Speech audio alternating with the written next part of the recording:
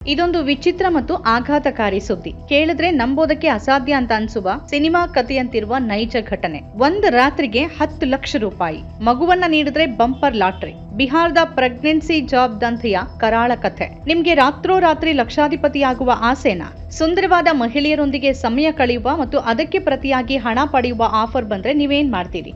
ಮಕ್ಕಳಿಲ್ಲದ ಮಹಿಳೆಯರಿಗೆ ಗರ್ಭ ಧರಿಸುವಂತೆ ಮಾಡಿದ್ರೆ 10 ಲಕ್ಷ ರೂಪಾಯಿ ಬಹುಮಾನ ನೀಡಲಾಗುತ್ತೆ. ಇಂಥದ್ದೊಂದು ಜಾಹೀರಾತು ನಿಮ್ಮ ಮೊಬೈಲ್ ಪರದೆಯ ಮೇಲೆ ಬಂದ್ರೆ ನೀವು ಅದನ್ನ ನಂಬ್ತೀರಾ? ಬಹುಶಃ ಬುದ್ಧಿವಂತರು ಇದನ್ನ ನೋಡಿ ನಗ್ಬಹುದು. ಆದ್ರೆ ದುರಾಸೆ ಮತ್ತು ಕಾಮದ ಅಮಲಿನಲ್ಲಿ ಬಿದ್ದ ನೂರಾರು ಪುರುಷರು ಈ ಬಲೆಗೆ ಬಿದ್ದು ತಮ್ಮ ಸರ್ವಸ್ವವನ್ನೂ ಕಳ್ಕೊಂಡಿದ್ದಾರೆ.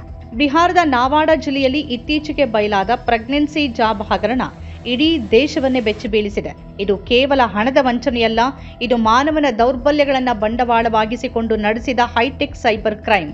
ಹಾಗಾದ್ರೆ ಏನಿದು ಪ್ರೆಗ್ನೆನ್ಸಿ ಜಾಬ್ ಸ್ಕ್ಯಾಮ್? ಕಳೆದ ಕೆಲವು ದಿನಗಳ ಹಿಂದಷ್ಟೇ ಬಿಹಾರದ ನಾವಾಡ ಪೊಲೀಸರು ವಿಶೇಷ ಕಾರ್ಯಾಚರಣೆ ಒಂದನ್ನು ನಡೆಸಿ ಸೈಬರ್ ವಂಚನೆಯ ಜಾಲವನ್ನ ಭೇದಿಸಿದ್ದಾರೆ. ಈ ಜಾಲ ಫೇಸ್ಬುಕ್, ವಾಟ್ಸ್ಆಪ್ ಮತ್ತು ಟೆಲಿಗ್ರಾಂಗಳಲ್ಲಿ all India pregnant job service ಅಥವಾ ಬೇಬಿ ಬರ್ತ್ ಸರ್ವಿಸ್ ಅನ್ನೋ ಹೆಸರಲ್ಲಿ ಜಾಹೀರಾತುಗಳನ್ನ ನೀಡ್ತಿತ್ತು. ಈ ಜಾಹೀರಾತುಗಳ ಒಕ್ಕಣೆ ಹೀಗಿರ್ತಾ ಇತ್ತು: ಶ್ರೀಮಂತ ಆದರೆ ಮಕ್ಕಳಿಲ್ಲದ ಮಹಿಳೆಯರು ತಮಗೊಂದು ಮಗುವನ್ನ ನೀಡಬಲ್ಲ ಆರೋಗ್ಯವಂತ ಪುರುಷರಿಗಾಗಿ ಹುಡುಕ್ತಾ ಇದ್ದಾರೆ. ನೀವು ಆಯ್ಕೆಯಾದ್ರೆ ಹೋಟೆಲ್ನಲ್ಲಿ ಉಳಿದುಕೊಳ್ಳೋಕೆ ವ್ಯವಸ್ಥೆ ಮಾಡಲಾಗುತ್ತೆ. ಮಹಿಳೆಯನ್ನ ಗರ್ಭಿಣಿಯನ್ನಾಗಿ ಮಾಡಿದ್ರೆ ನಿಮ್ಗೆ 10 ರಿಂದ 13 ಲಕ್ಷ ರೂಪಾಯಿಗಳವರೆಗೆ ನಗದು ಬಹುಮಾನ ಸಿಗುತ್ತೆ. ಒಂದು ವೇಳೆ ಪ್ರಯತ್ನ ವಿಫಲವಾದ್ರೂ ಭಾಗವಹಿಸಿದ್ದಕ್ಕಾಗಿ 2 ರಿಂದ 3 ಲಕ್ಷ ರೂಪಾಯಿ ಸಾಂತ್ವನ ಬಹುಮಾನ ನೀಡಲಾಗುತ್ತೆ. ಕೇಳೋಕೆ ವಿಚಿತ್ರ ಅಂತ ಅನ್ಸಿದ್ರು ಹಣದ ಮತ್ತು ಐಷಾರಾಮಿ ಜೀವನದ ಆಸೆಗೆ ಬಿದ್ದ ಅನೇಕ ನಿರುದ್ಯೋಗಿ ಯುವಕರು ಮತ್ತು ಮಧ್ಯವಯಸ್ಕ ಪುರುಷರು ಈ ಬಲೆಗೆ ಬಿದ್ದಿದ್ದಾರೆ.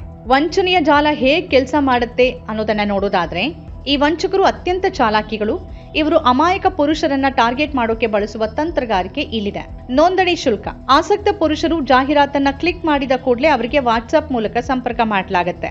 ನೀವು ಈ ಕೆಲಸಕ್ಕೆ ಆಯ್ಕೆ ಆಗಬೇಕಾದ್ರೆ ಮೊದಲು 799 ರೂಪಾಯಿ ಅಥವಾ 1000 ರೂಪಾಯಿ ನೋಂದಣಿ ಶುಲ್ಕವನ್ನ ಪಾವತಿ ಮಾಡಬೇಕು ಅಂತ ಹೇಳಲಾಗುತ್ತೆ. ಇದು ಚಿಕ್ಕ ಮೊತ್ತ, ಆದ್ರಿಂದ ಜನ ಸುಲಭವಾಗಿ ಪಾವತಿ ಮಾಡ್ತಾರೆ. ಫೋಟೋಗಳ ಆಯ್ಕೆ.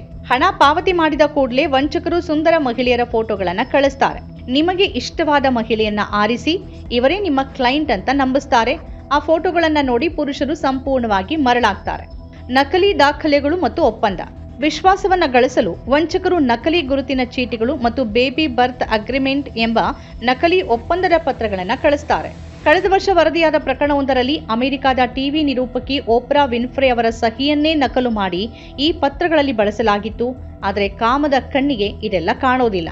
ಹಂತ ಹಂತವಾಗಿ ಹಣ ಸುಲಿಗೆ. ಒಮ್ಮೆ ಬಲೆಗೆ ಬಿದ್ದ ನಂತರ security deposit, hotel booking charge, GST ಮತ್ತು ಆದಾಯ ತೆರಿಗೆ ಹೆಸರಲ್ಲಿ ಸಾವಿರಾರು ರೂಪಾಯಿಗಳನ್ನ ಕೇಳೋಕೆ ಪ್ರಾರಂಭಿಸ್ತಾರೆ. ನಿಮ್ಮ ಖಾತೆಗೆ 10 ಲಕ್ಷ ಜಮಾ ಆಗಿದೆ, ಆದ್ರೆ ಅದನ್ನ ಬಿಡುಗಡೆ ಮಾಡೋಕೆ ನೀವು ಟ್ಯಾಕ್ಸ್ ಕಟ್ಟಬೇಕು ಅಂತ ಬೆದರಿಸ್ತಾರೆ ಅಥವಾ ನಂಬಿಸ್ತಾರೆ. ಕೆಲವೊಮ್ಮೆ ಈ ವಂಚನೆ ಹಣ ಕೀಳೋದಕ್ಕೆ ಮಾತ್ರ ಸೀಮಿತ ಆಗೋದಿಲ್ಲ.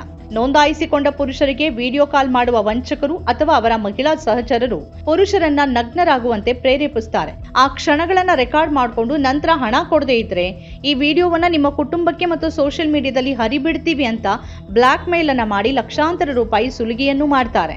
ಈ ಜಾಲಕ್ಕೆ ಸಿಲುಕಿದವರ ನೋವು ಹೇಗಿರುತ್ತೆ ಅನ್ನೋದಕ್ಕೆ ಬಿಹಾರದ ಕಾರ್ಮಿಕರೊಬ್ಬರ ಕಥೆನೇ ಸಾಕ್ಷಿ. ತಿಂಗಳಿಗೆ ಕೇವಲ 15,000 ರೂಪಾಯಿ ದುಡಿಯುವ ಕಾರ್ಮಿಕ ಫೇಸ್ಬುಕ್ ನಲ್ಲಿ ಈ ಜಾಹೀರಾತನ್ನ ನೋಡಿ ಮರುಳಾದ. ಮುಂಬೈನ ಶ್ರೀಮಂತ ಮಹಿಳೆಯೊಬ್ಬರಿಗೆ ಮಗು ಬೇಕಿದೆ ಅಂತ ನಂಬಿಸಲಾಯಿತು. ಆತ ಸಾಲ ಮಾಡಿ ಸುಮಾರು 16,000 ರೂಪಾಯಿಗಳನ್ನ ಪ್ರೊಸೆಸಿಂಗ್ ಫೀಸ್ ಅಂತ ಕಟ್ಟಿದ್ರು.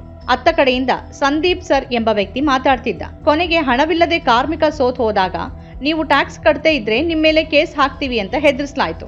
ನಾಚಿಕೆ ಮತ್ತು ಭಯದಿಂದ ಕಾರ್ಮಿಕ ಯಾರಿಗೂ ದೂರನ್ನ ಕೊಡೋಕಾಗದೆ ಫೋನನ್ನ ಸ್ವಿಚ್ ಆಫ್ ಮಾಡಿಕೊಂಡು ಕೂತ್ರು. ಇದು ಕೇವಲ ಒಬ್ಬ ಕಾರ್ಮಿಕನ ಕಥೆಯಲ್ಲ, ನೂರಾರು ಜನ ಈ ಬಲೆಯಲ್ಲಿ ಸಿಲುಕಿ ಒದ್ದಾಡ್ತಿದ್ದಾರೆ. ಇತ್ತೀಚೆಗೆ ನಾವಡಾ ಜಿಲ್ಲೆಯಲ್ಲಿ ಈ ದಂಧೆ ಮಿತಿಮೀರಿದಾಗ ಅಲ್ಲಿನ ಪೊಲೀಸ್ ವರಿಷ್ಠಾಧಿಕಾರಿ ಅಭಿನವ್ ಧೀಮಾನ್ ಅವರ ನೇತೃತ್ವದಲ್ಲಿ ವಿಶೇಷ ತನಿಖಾ ತಂಡವನ್ನು ರಚಿಸಲಾಯಿತು.